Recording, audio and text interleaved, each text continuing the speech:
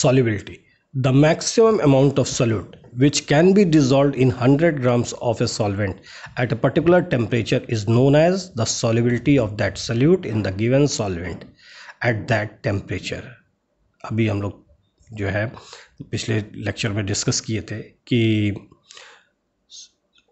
maximum amount of solute which can be dissolved in 100 grams of a solvent, 100 grams, हम लोग 100 ml water की बात कर रहे थे, that is 100 ml water or 100 gram of water also we can say, at a particular temperature is known as the solubility of that solute in the given solvent at that temperature.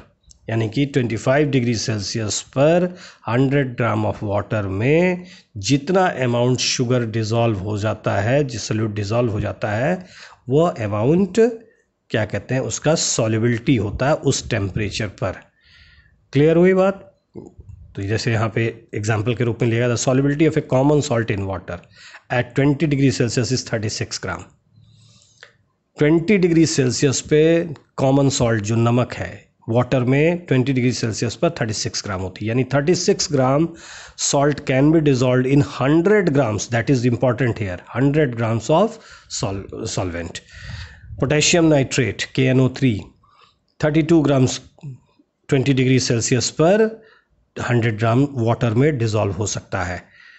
Copper sulphate 21 gram copper sulphate 100 grams of water में 20 degree Celsius पर dissolve हो सकता है. Potassium chloride 34 ग्राम, ये सब salts हैं. Potassium chloride 34 gram 100 grams of water में 20 degree Celsius पर डिज़ोल्व हो सकता है. अमोनियम क्लोराइड NH4Cl, ये भी 37 gram ammonium chloride can be dissolved in 100 grams of solvent water at 20 degree Celsius. ये सब हुआ. तो इसका मतलब क्या हुआ? Solubility of solute at T degree Celsius temperature. T degree Celsius यहाँ पर ये 100 भी हो सकता है, ये 25 भी हो सकता है, ये 60 भी हो सकता है, कुछ भी हो सकता है, कोई भी टेम्परेचर. एट दैट टेम्परेचर, इस टेम्परेचर पर, that is amount of solute upon amount of solvent into 100. Solubility के लिए amount of solute upon amount of solvent into 100. बहुत ही इंपॉर्टेंट फॉर्मूला है. ठीक है, यहाँ पर कितना सॉल्यूट है, कितना सॉल्वेंट है, तो सॉल्युबिलिटी इनटू 100 किया गया है यहाँ पर. ये फॉर्मूला, ये यूनिटरी मेथड से ये फॉर्मूला निकाला गया है.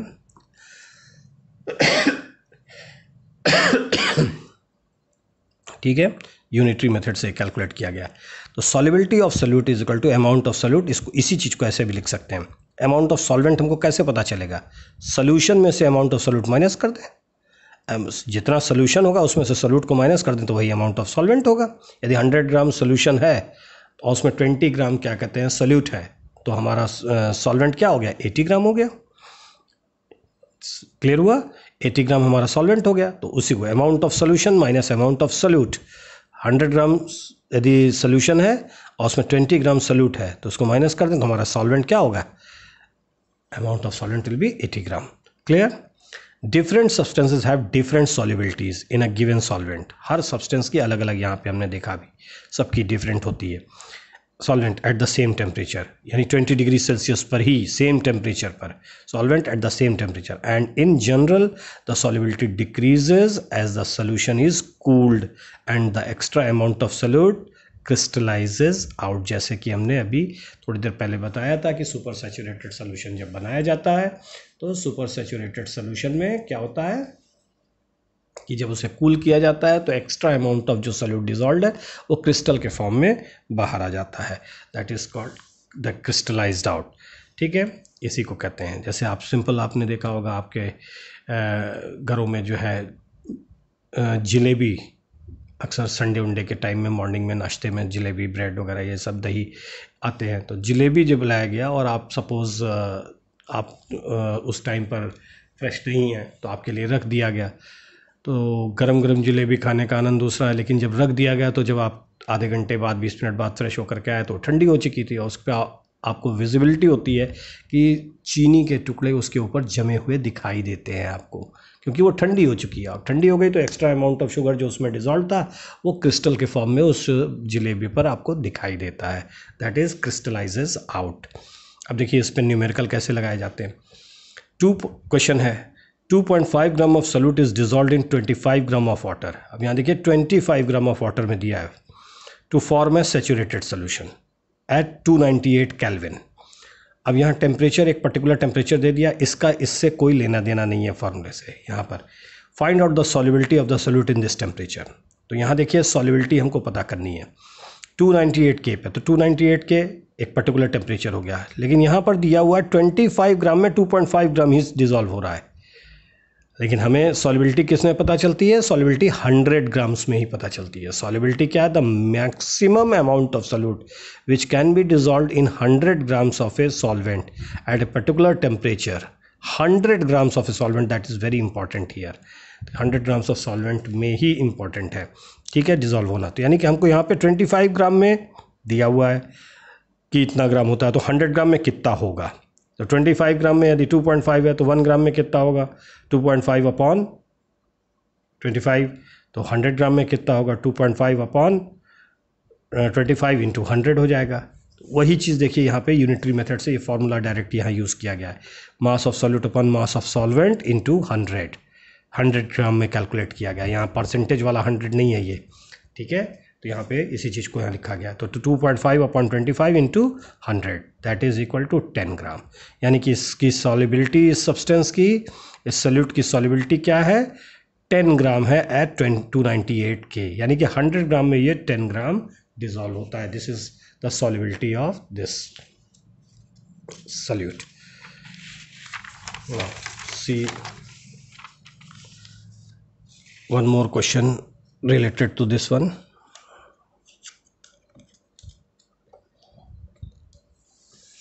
Yeah, here it is written, देखिए Pragya tested the solubility of 5 different temperatures, ठीक है, solubility of 5 different substance temperatures and collected the data is given below. This is question. Substance है, इन सब्सटेंसेस का 5 अलग अलग टेम्परेचर पर उसने सॉल्युबिलिटी पता की। जैसे पहला था, जैसे पोटेशियम नाइट्रेट KNO3, ठीक है, 283 केल्विन पर, 293 केल्विन पर, 313 केल्विन पर, 333 केल्विन पर, 353 केल्विन पर। इतने टेम्परेचर, 5 अलग अलग टेम्परेचर पर इस पोटेशियम नाइट्रेट की सॉल्युबिलिटी अलग अलग है। देखिए 21 है, 293 पर 32 है, 313 पर 62 है, 333 पे 106 है, 353 पे 167 ग्राम है।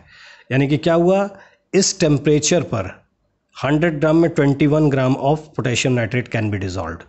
तो 293 पे बढ़ गया, देखिए 32 ग्राम हो गया potassium nitrate 100 gram of water में डिजॉल्व होता है, ठीक है।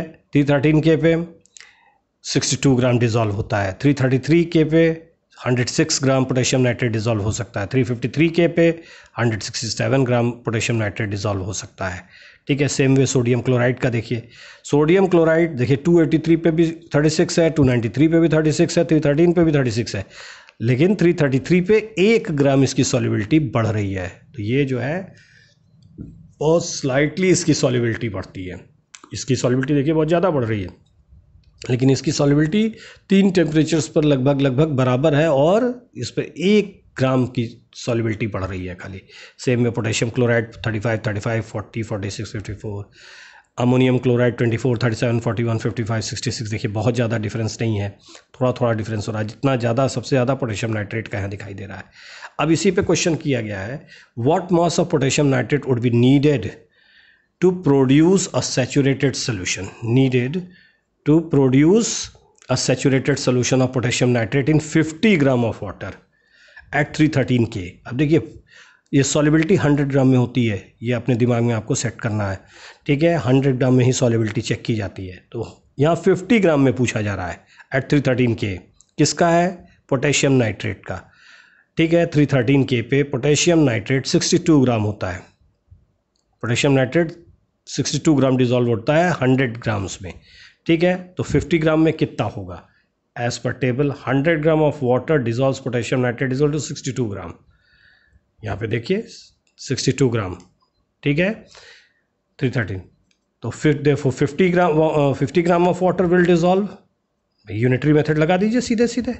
तो 1 ग्राम में कितना होता है? 62/100 होगा, तो 50 ग्राम में का 62/100 इंटू 50 हो जाएगा। तो सिंपल मैथमेटिक्स, आप सिंप्लीफाई के 31 ग्राम, hence 31 gram of potassium nitrate would be needed to produce a saturated solution of potassium nitrate.